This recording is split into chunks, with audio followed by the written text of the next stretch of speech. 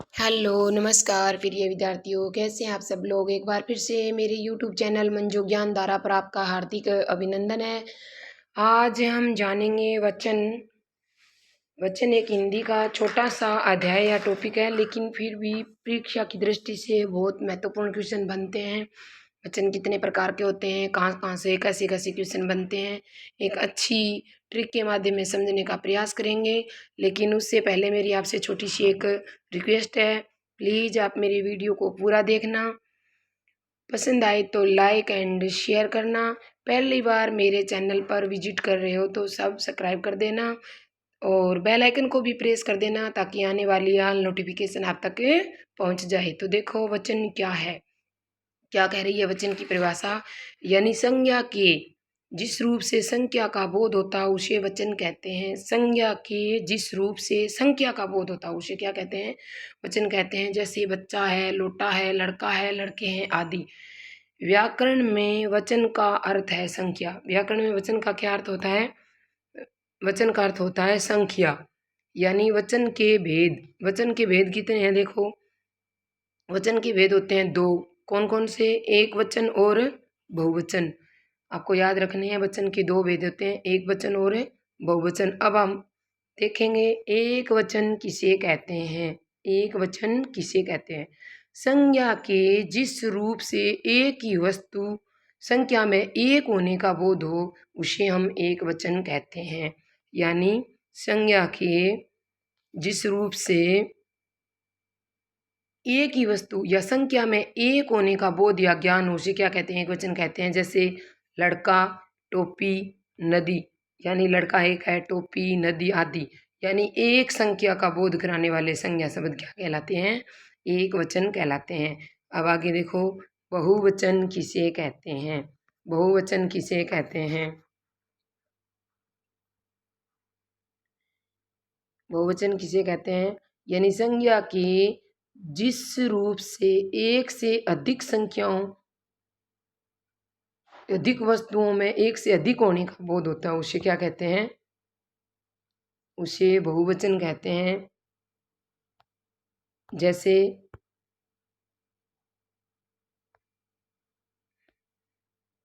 लड़के, पहले क्या था?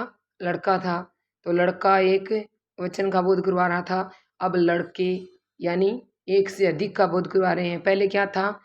नदी, और अब नदियाँ। नदियाँ क्या है? एक से अधिक का बोध करा रही है। इस प्रकार आपको ध्यान रखना है, एक संख्या का बोध करवाए तो वो एक वचन में आएगा, और एक से अधिक संख्या का बोध या ज्ञान करवाता है तो वो बहुवचन में आता है। अब आगे देखो।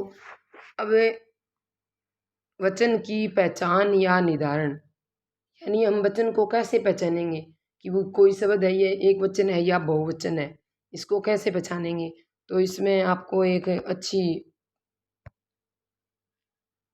ट्रिक याद रखनी है, मैं बताऊंगी आपको कैसे।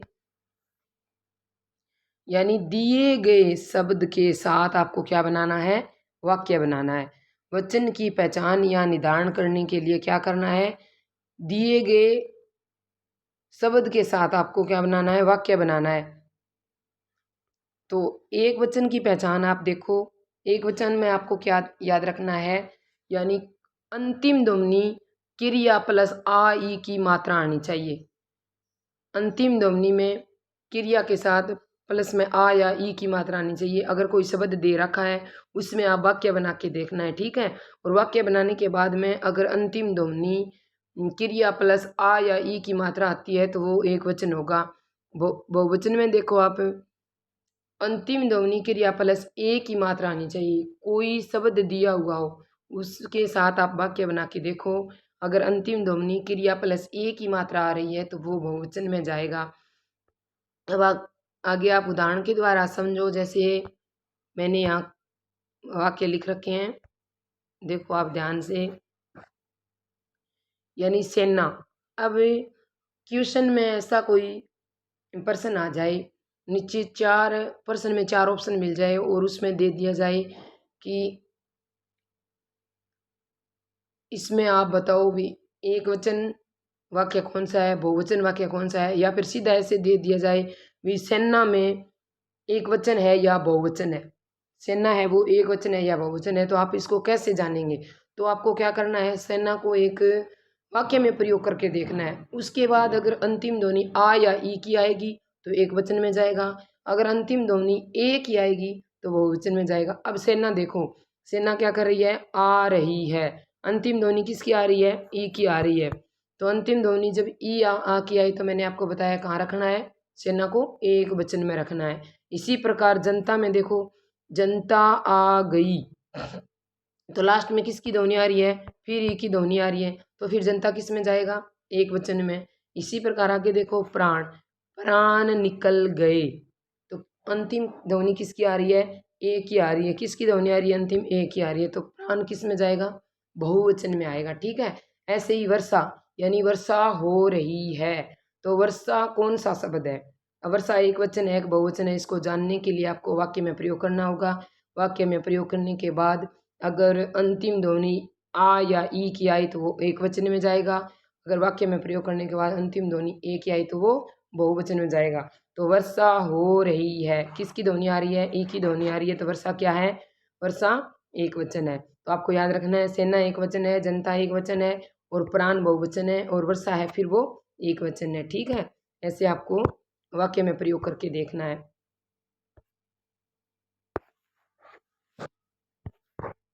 अब आगे देखो, आगे कुछ मैंने बहुवचन बनाने के सामान्य नियम दिए हैं, वो आपको बहुत ध्यान से रखने हैं। ठीक है, याद रखने ध्यान से, कैसे, उसमें क्या होता है, कुछ नियमों में एक आता है आकारांत, उकारांत, इकारांत। ये सब आप कहोगे भी, उकारांत, इकारांत, उकारांत ये सब क्या है। जब कोई वाक्य का अंतिम शब्द आ आता है, जब कोई आपको शब्द दे दिया जाता है और उसका अंतिम शब्द है वो आ आता है, तो वो क्या कहलाता है, अकारांत कहलाता है। अगर अंतिम शब्द ई आता है तो इकारांत है, ऊ आता है तो उकारांत। आपको अंतिम शब्द पर ध्यान रखना है। तो आप कुछ नियम है बहुवचन बनाने के, सामान्य नियम, तो आपको मेन बात की क्या क्या याद रखनी है, देखो आप, एक तो पुल्लिंग संज्ञाओं से, अगर पुल्लिंग संज्ञा दी गई हो और आकारांत शब्दों का बहुवचन बनाने के लिए अंतिम में आ के स्थान पर ए का प्रयोग करेंगे।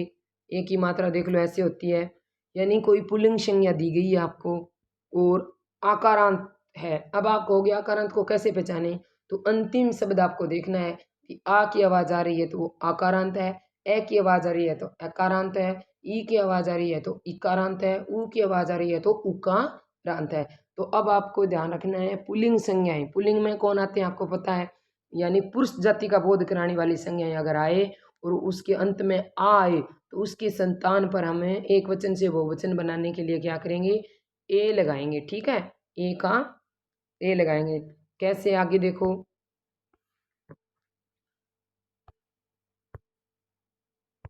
जैसे यहाँ लड़का है, लड़का क्या है, किस जाति का बोध करा रहा है, पुल्लिंग जाति का। लड़का एक पुल्लिंग संज्ञा है, क्या है, एक पुल्लिंग संज्ञा है, और अंत में क्या आ रहा है, आ रहा है, क्या आ रहा है, लड़का आ। तो ये किस में आएगा, आकारांत पुल्लिंग में आएगा। जब कोई शब्द आकारांत पुल्लिंग में आए तो उस अंतिम आ के स्थान पर बहुवचन बनाने के लिए हम ए का प्रयोग करेंगे। तो क्या बन जाएगा, लड़का का लड़के हो जाएगा, बच्चा तो बच्चे हो जाएगा, केला का केले हो जाएगा। आपको ये नियम ध्यान रखना है, अगर कोई पुल्लिंग संज्ञा आए और अंतिम शब्द अकारांत यानी आ आए तो उसके स्थान पर बहुवचन बनाने के लिए ए का प्रयोग करेंगे। जैसे लड़का है, बच्चा है, केला है, ये सब पुल्लिंग संज्ञा है, अंत में आ रहा है यानी ये अकारांत में आ रहे हैं, और इससे के अंतिम शब्द में आ रहा है, उसके स्थान पर हम क्या लगाएंगे, बहुवचन बनाते समय ए लगाएंगे। यानी लड़का का लड़के हो जाएगा, बच्चा का बच्चे हो जाएगा, केला का केले हो जाएगा। ऐसे आपको याद रखना है। अब आगे है स्त्रीलिंग संज्ञाएं, और वो आकारांत शब्द से बहुवचन बनाने के अंतिम आ के स्थान पर, ये अंतिम आ के स्थान पर क्या लगाएंगे, स्त्रीलिंग संज्ञा दी गई हो और आकारांत हो, यानी अंतिम अक्षर आ की ध्वनि आ रही हो, तो आ के स्थान पर हमें ये आपको चंद्र बिंदु वाली ए का प्रयोग करेंगे। ठीक है, जैसे यहाँ दे रखा है माता, माता क्या है, किस में आता है, स्त्री जाति में आ रहा है ना, तो स्त्रीलिंग संज्ञा है तो और किस में आ रहा है, अकारांत में आ रहा है, यानी अंतिम ध्वनि क्या आ रही है, आ रही है। तो इस आ के स्थान पर हम याद रखेंगे चंद्र बिंदु में बदलेंगे। पुल्लिंग वाले आ को तो हम सीधा ए में बदलेंगे, ठीक है। और जो स्त्रीलिंग वाला आ है ना, उसको चंद्र बिंदु वाले ए में बदलेंगे। जैसे माता है तो यहाँ माताएं, कथा है तो कथाएं, इसी प्रकार आगे और देखो आप, लता है तो लताएं। आपको ध्यान में रखना है, अगर स्त्री जाति का बोध कोई संज्ञा करा रही है और उसके अकारांत में आ रही है, अंतिम ध्वनि आ की आ रही है, तो उस आ को एक वचन से बहुवचन में बनाने के लिए यानी ए चंद्र बिंदु वाला ए का प्रयोग करेंगे। जैसे यहाँ मैंने लिख रखा है, आपने देख लिया भी लत्ता, तो अंतिम ध्वनि किसकी आ रही है, आ की आ रही है। और लत्ता क्या है, स्त्रीलिंग संज्ञा है, तो स्त्री जाति का बोध करा रही है। तो इस आ को हम एक वचन से बहुवचन में बदलने के लिए क्या लगाएंगे, ध्यान रखेंगे चंद्र बिंदु वाली ए लगाएंगे, ठीक है। अब आगे देखो, आगे क्या कह रहे हैं नियम। फिर स्त्रीलिंग संज्ञाएं हैं, लेकिन इसमें क्या है, इकारांत और इकारांत संज्ञाओं में ई को रसो करके अंतिम स्वर के बाद में यहाँ जोड़ते हैं। रसो, यहाँ जो मैंने ये रसो दे रखा है, इसका अर्थ क्या होता है, इसका अर्थ होता है छोटा। ईकारांत यानी अंतिम ध्वनि ई की आ रही हो, ईकारांत बड़ी की ई की आ रही हो, तो हम एक वचन ई को क्या करेंगे, जो बड़ी ई दी गई है उसको छोटी ई में बदल देंगे और अंत में क्या लगाएंगे, इयाँ लगाएंगे। क्या लगाएंगे, अंत में इयाँ जोड़ेंगे, ठीक है। जो बड़ी ई दी गई है इसको किस में बदलेंगे, ह्रस्व स्वर में बदल देंगे। अगर स्त्रीलिंग संज्ञाएं दी गई हो और इकारांत या इकारांत संज्ञाओं में ई को ह्रस्व करके अंतिम स्वर के बाद यहाँ शब्द जोड़ा जाता है। जैसे रानी, अब रानी क्या है, स्त्री जाति का बोध करा रही है, लेकिन यहाँ क्या आई है, बड़ी ई आई है। और जब हम रानी एक वचन से बहुवचन बनाएंगे, रानी किस में आ रही है, इकारांत में आ रही है। किस में आ रही है, इसमें आ रही है इकारांत में, बड़ी ई वाली में। तो जैसे हम इसका बहुवचन करेंगे तो पहले इस बड़ी ई को क्या कर देंगे, छोटी में बदल देंगे और उसके अंतिम अंतिम में क्या जोड़ेंगे, यहाँ जोड़ेंगे, तो रानी से रानियाँ हो जाएगा, ठीक है। बहुवचन बनाने के लिए यहाँ जोड़ेंगे। जब कोई स्त्रीलिंग संज्ञा हो और इकारांत या इकारांत संज्ञा में आती हो तो इस ई को ह्रस्व स्वर में कर देंगे और अंतिम स्वर के बाद यहाँ जोड़ते हैं। आगे देखो, जैसे रीति दे रखी है, रीति, तो ठीक है, रीति छोटी है तो रीति आएगी, रीति के अंत में क्या आएगा, रीति क्या है, स्त्री जाति का बोध करा रही है और री ई किस में आ रही है, इकारांत में आ रही है, तो ई को अंतिम बाद में क्या जोड़ेंगे, यहाँ जोड़ेंगे, तो रीति से रीतियाँ हो जाएगा।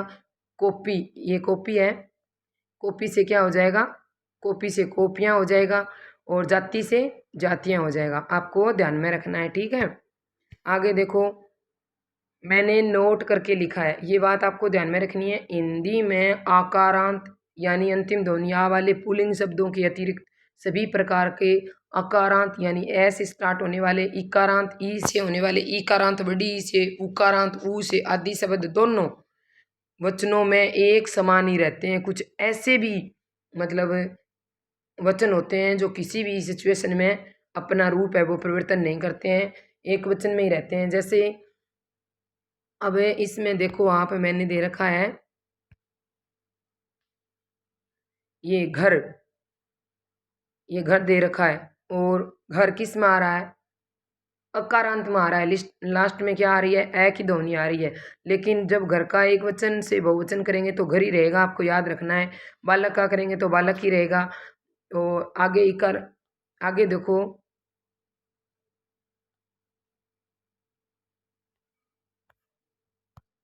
ई इकारांत में क्या आ रहे हैं, मुन्नी, तो मुन्नी का मुन्नी रहेगा। अब आगे बड़ी इकारांत में आप देखो क्या है, भाई दे रखा है, तो भाई का क्या रहेगा, भाई रहेगा, पक्षी का पक्षी रहेगा। आपको याद रखने हैं, कुछ ऐसे भी वचन हैं जो एक हर सिचुएशन में एक समान ही रहते हैं, उसका कोई बहुवचन नहीं होता। घर घर रहेगा, बालक बालक रहेगा, मुन्नी मुन्नी, भाई भाई, पक्षी पक्षी। आपको ये नोट करके मैंने लिखे दिया है, आप ध्यान रखना है, ठीक है। अब आगे देखो,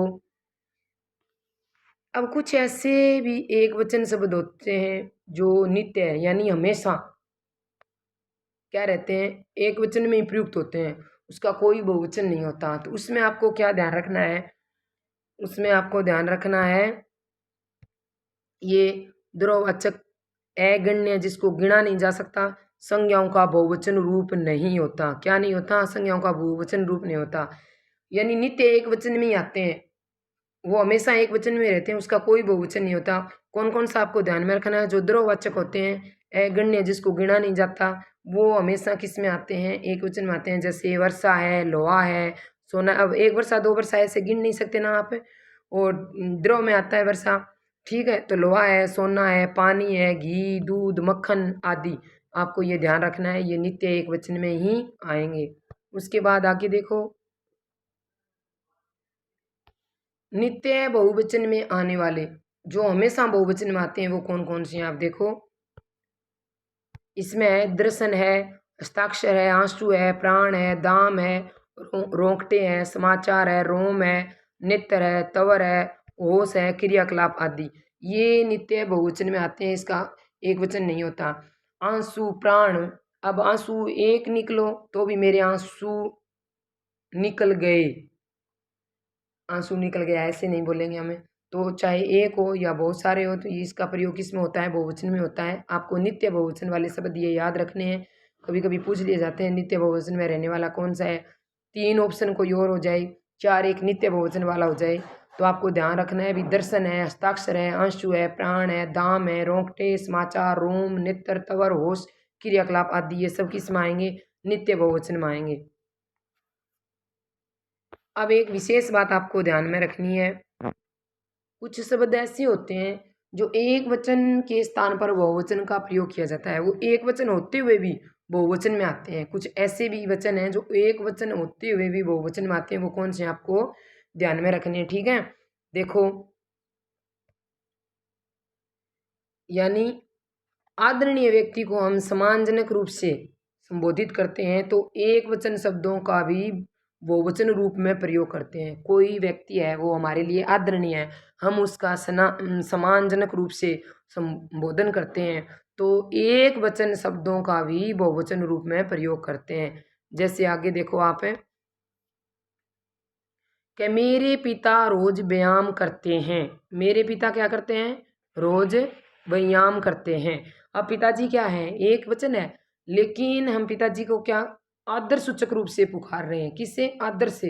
तो क्या आया है? देखो, मेरे पिताजी रोज व्यायाम करते हैं, यहाँ बहुवचन आया है ना, तो आपको याद रखना है एक वचन होते हुए भी बहुवचन का प्रयोग किया जाता है। कहाँ किया जाता है? जहाँ आदरणीय व्यक्ति को हम सम्मानजनक रूप से संबोधित करते हो तो एक वचन शब्दों को बहुवचन के रूप में प्रयोग करेंगे या प्रयुक्त करेंगे। आगे देखो, जैसे माता जी घर पर नहीं हैं। अब माता क्या है? एक वचन है, लेकिन हमें माता को सम्मान देने के लिए संबोधित किया है तो एक वचन के स्थान पर क्या आएगा? बहुवचन आएगा। यानी माता एक होते हुए भी बहुवचन के रूप में बोला जाएगा कि माता जी घर पर नहीं हैं। अब देखो आगे, आगे मैंने वाक्य लिखा है भी आज सायंकाल नेताजी भाषण देंगे। अब नेताजी यहाँ क्या है? एक है, लेकिन नेताजी भाषण देंगे, हम नेताजी को क्या कर रहे हैं? सम्मान पूर्वक संबोधित कर रहे हैं। नेताजी हमारे क्या हैं? आदरणीय है, इसलिए यहाँ पे क्या होगा? एक वचन के स्थान पर बहुवचन का प्रयोग होगा, ठीक है। अब आगे देखो, बहुवचन के स्थान पर एक वचन का प्रयोग, वो खुद बहुवचन है लेकिन उसके बाद भी वहाँ एक वचन का प्रयोग होगा। कैसे? कभी कभी जातिवाचक शब्द अपनी संपूर्ण जाति या समूह का बोध होते हुए भी अधिक संख्या, परिमाण या गुण को सूचित करने के लिए एक वचन में प्रयुक्त होता है।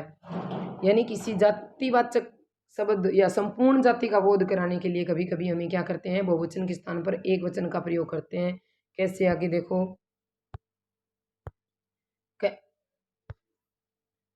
आज का मनुष्य बहुत स्वार्थी हो गया। अब मनुष्य कोई एकला तो नहीं है ना, मनुष्य की पूरी जाति है, लेकिन फिर भी हमने क्या लिखा है कि आज का मनुष्य स्वार्थी हो गया है, एक वचन में प्रयुक्त किया है। तो आपको याद रखना है कभी कभी बहुवचन है वो अपनी पूरी जाति का बोध कराने के लिए, पूरे समुदाय का बोध कराने के लिए क्या करता है? एक वचन का प्रयोग करता है। जैसे अभी बाजार में अंगूर नहीं आया। अब एक अंगूर तो आएगा नहीं, पूरे अंगूर जाति के लिए कहा गया है तो नहीं आया, यानी एक वचन का प्रयोग हुआ है, तो आपको ध्यान में रखना है। मैंने ये आपको थोड़ा सा वचन मेरे हिसाब से पढ़ाने का प्रयास किया है। प्लीज़ आपको पसंद आए तो लाइक एंड शेयर करना, सब्सक्राइब कर देना, बेल आइकन को भी प्रेस कर देना ताकि आने वाली ऑल नोटिफिकेशन आप तक पहुंच जाए। मिलते हैं किसी नेक्स्ट वीडियो में, तब तक के लिए प्यार भरा नमस्कार। जय हिंद, जय भारत।